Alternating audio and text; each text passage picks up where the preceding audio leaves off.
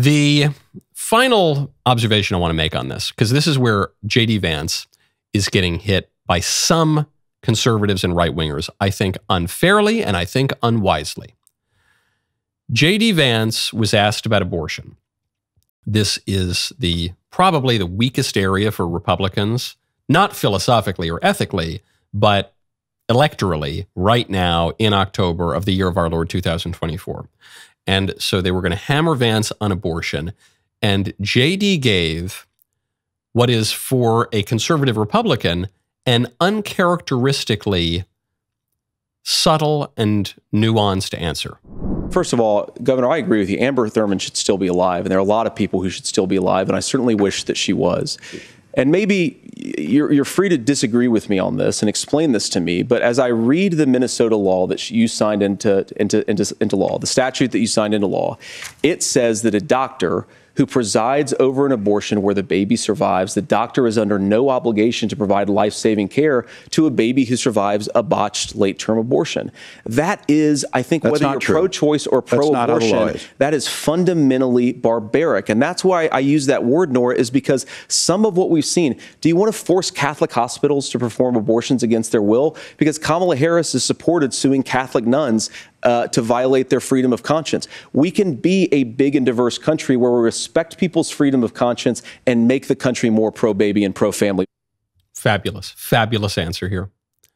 He puts walls on his heels. He says, hey, you support late-term abortion, but he's doing it. Notice he's being soft. He's being subtle.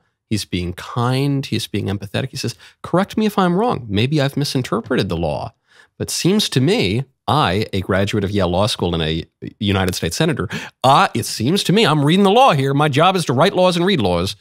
Seems to me you signed a law to remove the requirement that physicians provide medical care to babies born alive who survive abortions.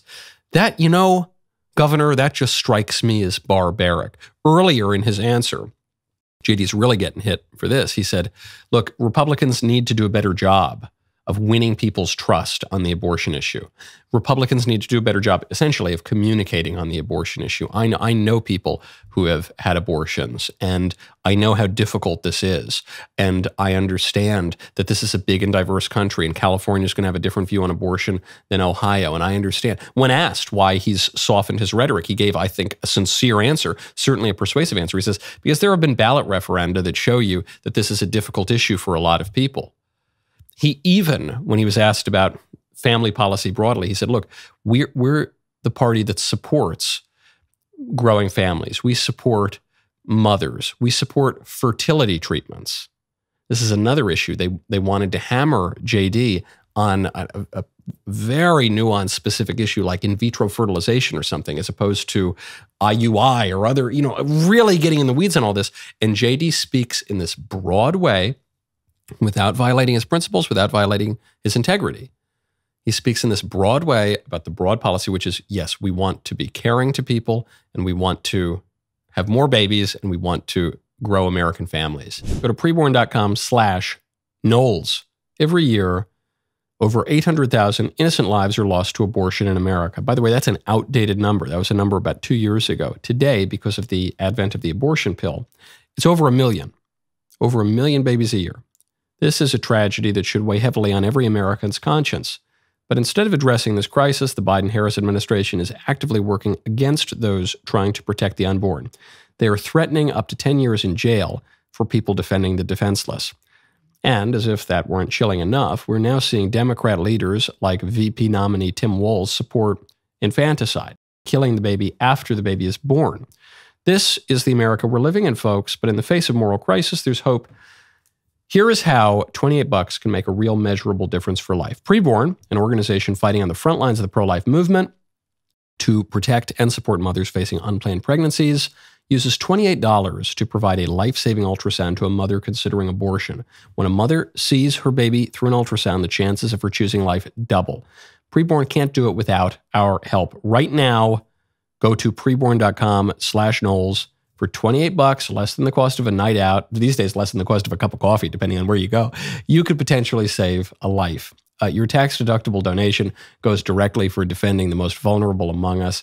That is preborn.com/Knowles. You can also dial pound 250, say keyword baby. Support Preborn today. This is an organization that I support personally. You should support it too. Preborn.com/Knowles. He's going to be hit by the some rock-ribbed right-wing conservatives, not by me, but by some, for not pummeling Walls on the abortion issue. I felt he did a good job there of pushing him on the late-term abortion issue. But he's going to be hit for not being belligerent enough on the pro-life cause. But we are called to be wise as serpents and innocent as doves, okay? Doesn't do anybody any good. If this guy gets out there, guns a-blazing, and spouts off a bioethically and philosophically precise diatribe about abortion and then loses the election. Doesn't do anybody any good. Maybe it makes people feel good in the moment. Doesn't do any good. Doesn't save one baby. JD Vance here defended life. He even, I think, spoke in a way that was bioethically unimpeachable on family policy more broadly, while still accomplishing his actual purpose at the debate. This was not a didactic exercise. The purpose of this was not to give some broad, precise treatise on bioethics and human dignity. The purpose of this debate was to win 5 to 7% of voters, specifically women voters, moderate women voters in swing states, so that he can win the election, because the winners go to Washington and the losers go home. JD did that absolutely perfectly. We should not make immoral compromises where we lie, as the Democrats sometimes do, where we lie about our positions, or where we concede important issues like abortion, important issues like the defense of the family. We shouldn't lie to do that. But it's the difference between, as a friend of mine pointed out once, a diplomat friend of mine, it's the difference between speaking as a diplomat and speaking as a flatterer. A flatterer will lie to you to make you feel good. A diplomat will focus on the areas of commonality, and he will say true things, but he will focus on the true things that you both can agree on. That was JD's purpose last night. It was his purpose, as we could see, all the way down to the color of his tie, which is a soft color, a little bit of a pink color. He did it marvelously. He did his job. I don't think any Republican could ask more of his performance. That was a great clip. Now hold up, ring the bell, subscribe to the Michael Knowles YouTube channel. We'll see you next time.